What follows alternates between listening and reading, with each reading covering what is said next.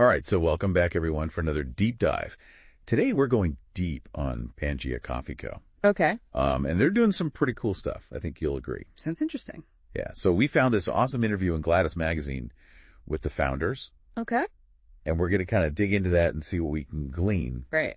You know, I think everyone loves a good cup of coffee, but this is a lot more than that. This is about family. It's about entrepreneurship and, like, solving a problem that I think a lot of people can probably relate to.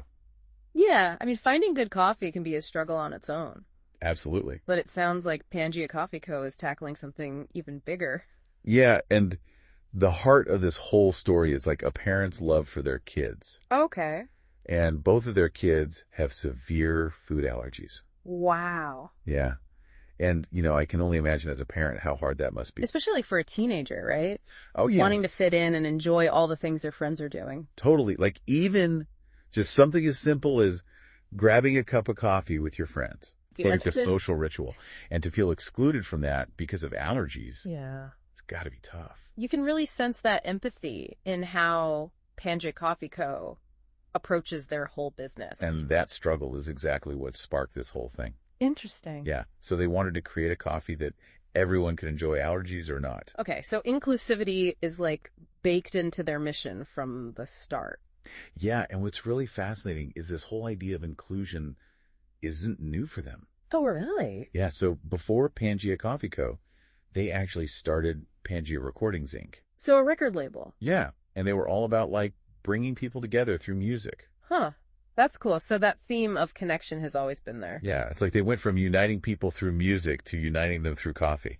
I love that it makes the brand so much more meaningful, you know? Absolutely. And Yeah. it's really clever how they use the name Pangea. Yeah, like that supercontinent where everything was connected. Yeah, it's just like a metaphor for bringing people together. It really works. Yeah. So let's talk about what actually makes their coffee unique. Okay, let's get into the nitty-gritty. Yeah. They claim to be top 10 allergy-friendly. So what does that mean exactly?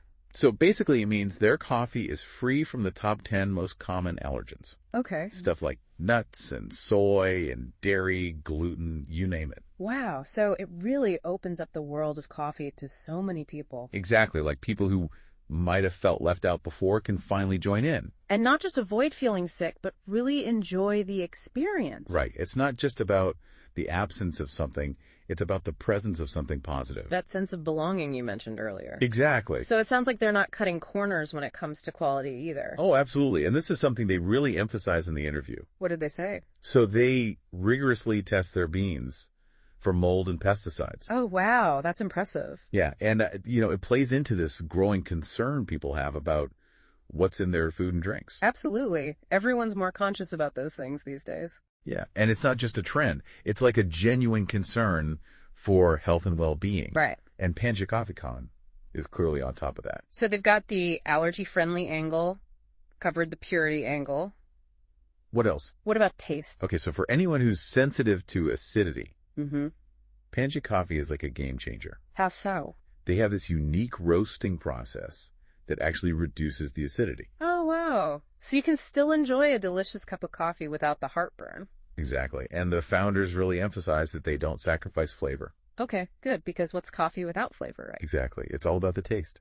Did they talk about any specific flavors? Yeah, they get really poetic about it. Oh, really? Yeah, like they talk about closing your eyes and experiencing a symphony of taste. Okay, I'm intrigued. Like they mention rich, dark chocolate notes, the tang of ripe berries, Sounds delicious. and even hints of caramel. Wow, they really paint a picture with their words. They do, and it's all about slowing down and like savoring each sip. Appreciating the nuances of the coffee. Exactly. It's not just about caffeine, it's about the experience. And I find it really interesting that each family member has their own preferred brewing method. Yeah, they mention pour over cold brew, even the classic French press. So it shows how versatile their coffee is.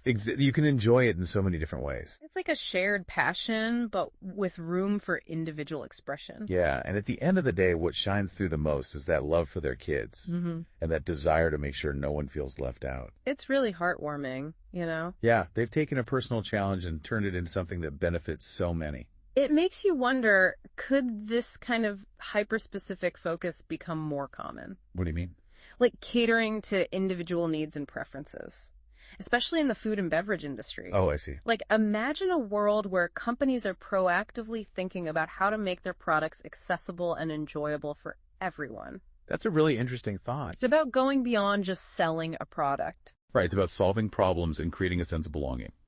Exactly. So Pangea Coffee Co., it's more than just a coffee company. It's a story about family and innovation and inclusivity. It really is inspiring. So if you want to learn more, be sure to check out their website and social media. And hey, maybe you'll discover your new favorite coffee in the process. Thanks for joining us for another deep dive. We'll see you next time.